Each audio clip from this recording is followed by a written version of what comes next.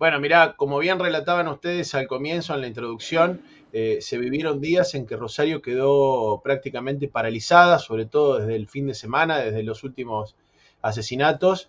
Lunes y martes la ciudad estuvo, te diría, casi desierta, con el comercio detenido, con el transporte también sin funcionar, los servicios de salud. Bueno, de a poquito eso va retomando un ritmo, no te diría normal, uno no puede pensar que en esta situación hay nada normal, pero de a poquito por lo menos va retomando el ritmo, también sobre la base de que el pueblo laburante, la gente que tiene que salir todos los días a la calle, lo tiene que hacer igual, digo, una situación que no en esta magnitud, pero veníamos acostumbrados, pero lo que ha sucedido, me parece, desde esta semana es que ha cambiado de fase la violencia narco en la provincia de Santa Fe y sobre todo con epicentro en Rosario, porque hasta ahora lo que veníamos viviendo era una violencia narco que a veces, de forma colateral, golpeaba al laburante, al ciudadano de a pie, pero tenía que ver más con violencia por la disputa de territorios entre las bandas narco, y el cambio, el salto cualitativo ha sido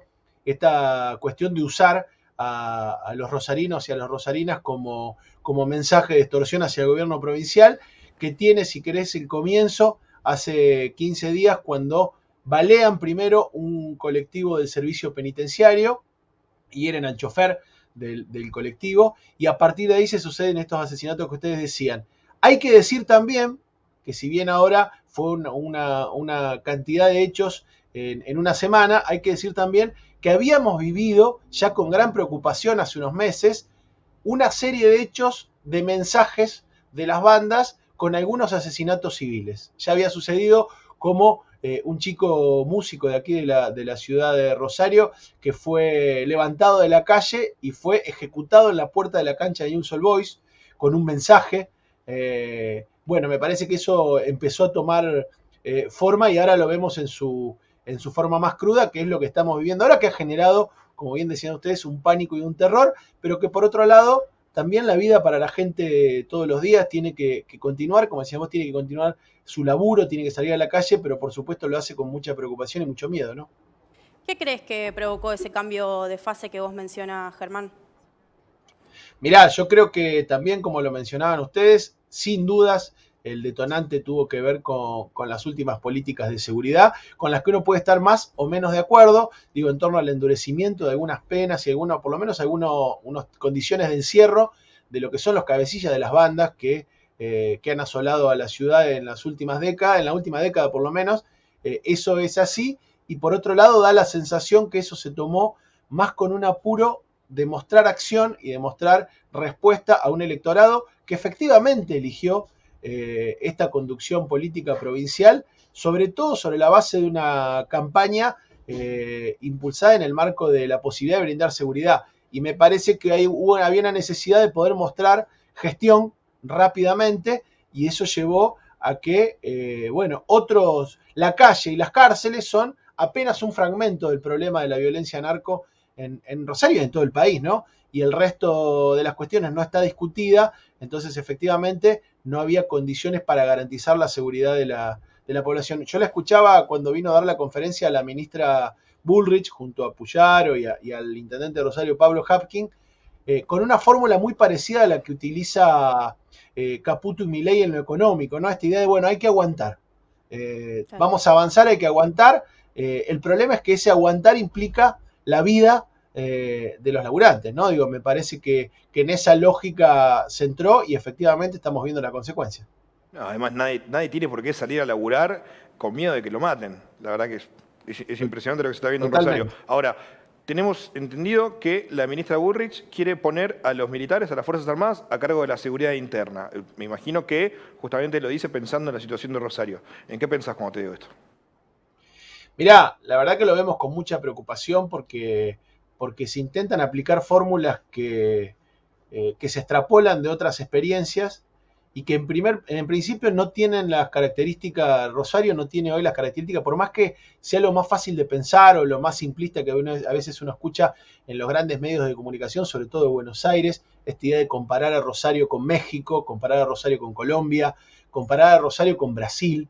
La situación es muy diferente, en principio por la conformación de las bandas. Todavía estamos hablando aquí en la ciudad de Rosario de bandas barriales, narcopoliciales, como dice Carlos del Frade, porque evidentemente, como también ustedes decían, bandas que tienen todo, y no es una suposición, digo, es simplemente revisar los hechos judiciales de la última década, en donde ante cada detención de las bandas se encuentra y se conoce la relación de estas bandas con algunos miembros de o el servicio penitenciario o la policía provincial, pero no dejan de ser bandas barriales, con lo cual la respuesta, pensando en que fueran grandes carteles como sucede en México, la verdad que no parece la más adecuada. Por otro lado, si uno revisa esas experiencias, lo que encuentra es que en lugares como es México, lo que se logró haciendo intervenir al ejército en la lucha contra el narcotráfico no es ni más ni menos que el ejército se corrompa, pasando una parte a proteger a las bandas, como sucede con la policía,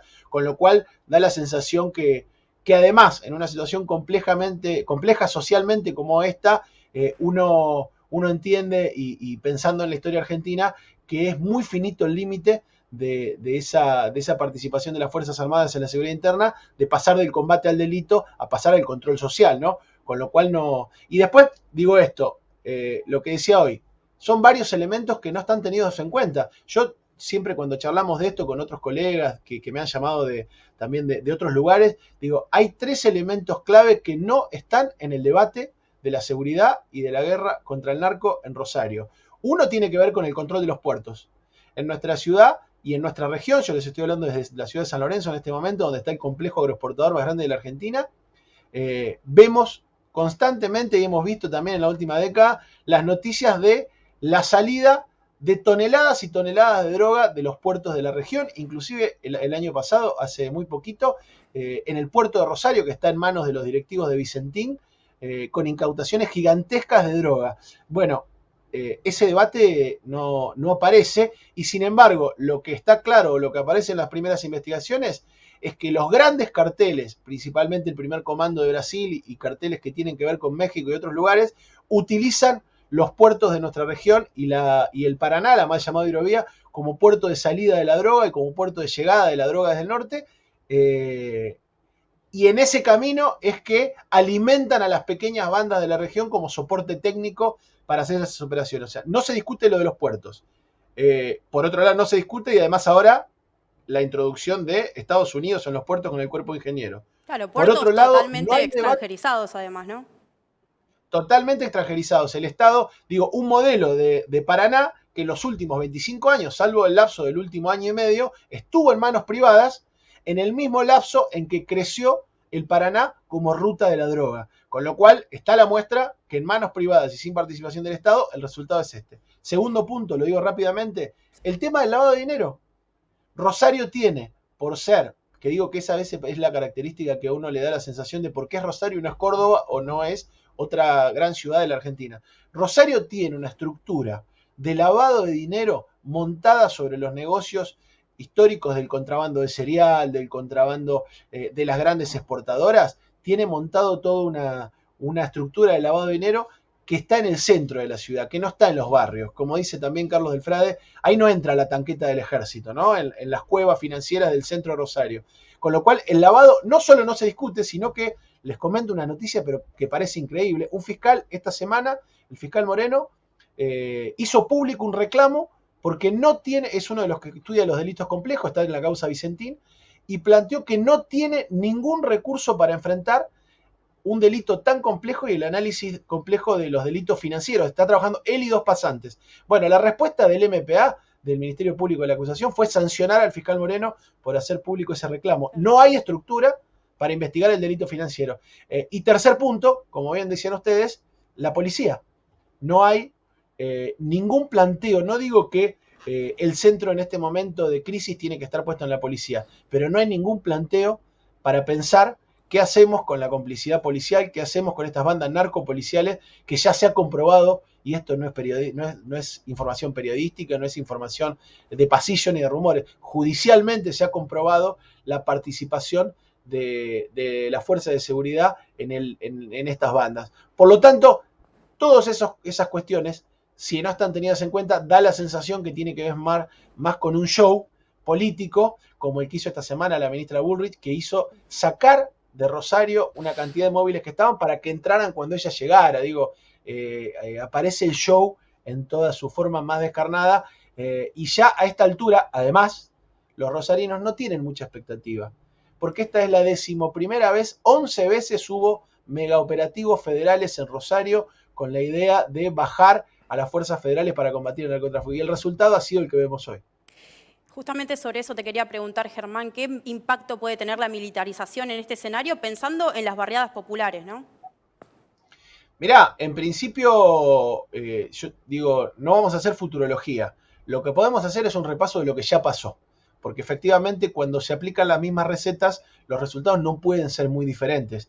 Y lo que sucedió hasta ahora fue que hubo un momento de calma, como quizás se está viviendo en estos días, en donde uno no sabe si realmente la calma es porque la llegada de las fuerzas federales y de las fuerzas de seguridad nacionales generan cierto reparo en las bandas narco, o también no nos enteramos de algunas cosas, digo. En principio aparece un momento de calma, después vivimos muchas veces los abusos de estas fuerzas sobre las barriadas populares, sobre los pibes, digo, lo que suele suceder, y con el tiempo eso empieza a desgranarse, se empiezan a volver mucho de las fuerzas a sus lugares de origen o a los lugares donde tenían sus tareas, cuando empieza a normalizarse un poco el tema, y al tiempo vuelve la discusión de por qué no están las fuerzas federales, bueno, toda esta cuestión. Hasta ahora, de las 11 veces que sucedió, nunca ha habido un cambio sustancial ni un cambio estructural en la composición del delito complejo y el delito narco en la región. Inclusive te diría, ciudades como la que yo estoy ahora, que está a 20 kilómetros de Rosario, que son ciudades mucho más chicas, solemos tener la consecuencia de la militarización de Rosario con el esparcimiento, vamos a decir así, del delito a ciudades más pequeñas mientras dura la intervención federal. Claro. Germán, como para ir cerrando, ¿qué opina, qué se sabe, cuál es la postura del resto del arco político provincial frente a toda esta situación?